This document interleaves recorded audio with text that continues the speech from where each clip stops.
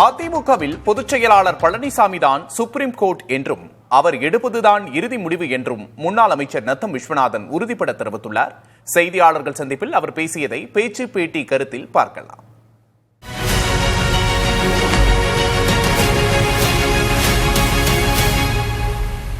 பொதுச் செயலாளர் எடப்பாடி அவர் சொல்றதுதான் இங்கே சுப்ரீம் கோர்ட் முடிவு.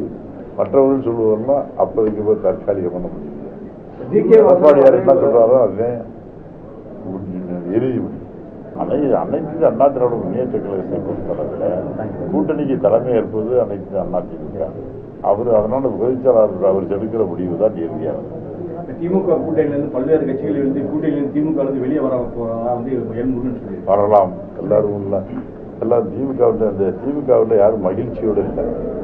ஏன்னா திமுகவுக்கு வந்து ஓட்டு வங்கி அவங்களுக்கு உண்மையை இருக்கிறது 10% மேல திமுகவுக்கு இன்னைக்கு ஓட்டு இருக்காது. ஏன்னு கேட்டா அவருடைய கூட்டணி கட்சிகளுடைய பலமும்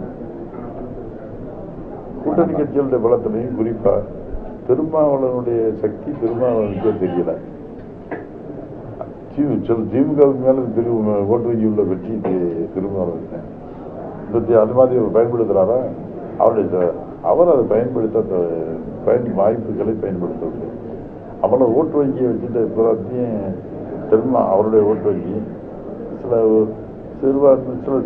சிறுபான்மை சமூகம் கொஞ்சம் ஓரளவு கொஞ்சம் சப்போர்ட் பண்ணாங்க.